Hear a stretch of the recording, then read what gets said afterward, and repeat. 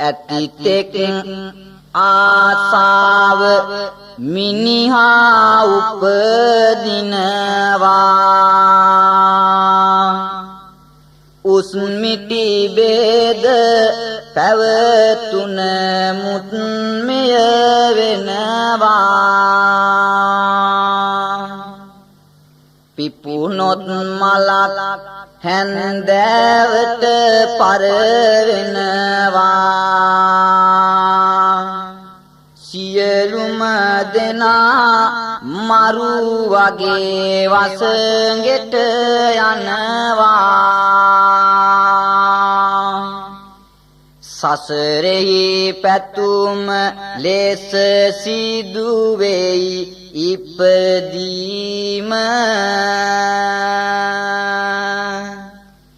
කළ කම්මනුව සිදු වෙයි ලොව පැවතීම ලොකු පොඩි බේද පිළිබඳ නැති ඉවසීම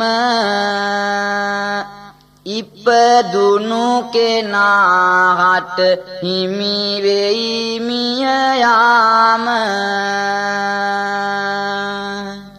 සනසෙන නියා බන දහමින් සුවයගෙන මනසින් හදින් මේ පිළිබඳ හිතනු මැන අවවාදයකි පළමුව දෙසාවනට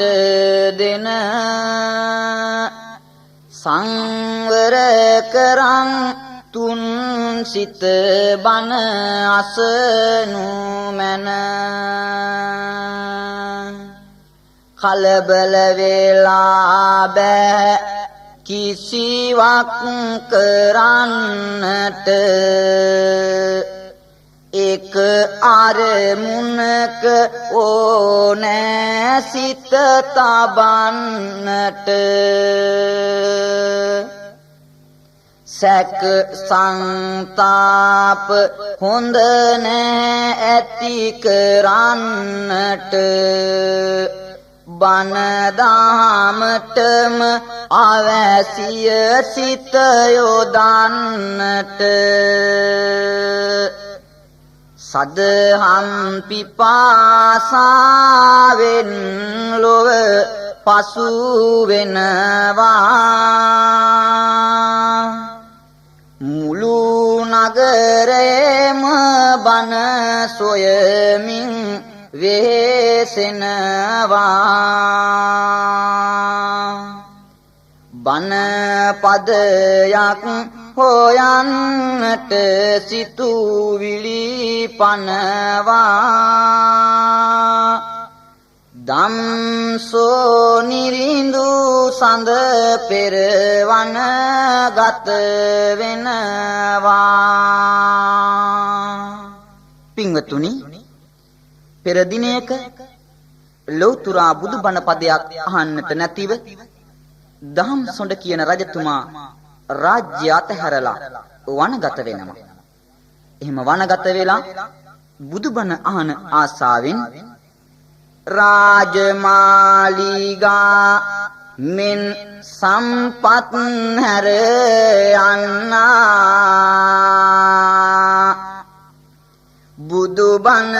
අහන්නම නිරතුරු සිත් දෙන්නා පර්වතයක් මුදුනේ සිට බණ අසමින්නා රකුසගේ කටට සිය දිවි අතහැර පැන්නා මේ රජතුමා රකුසගේ කටට පැන්නේ ජීවිතයට වඩා ධර්මයට ආසා කළ නිසායි. ඒ වගේම සම්පත් සියල්ල අත්හැර වනගත වුණේ ධර්මයට තියෙන ආසාව හා කැමැත්ත නිසායි. ඒ නිසා මේ අහන ඔබත් දහමේ තියන වටිනාකම දැනගන්න නැති වෙයි අඳුර ආලෝකය දැක ගන්න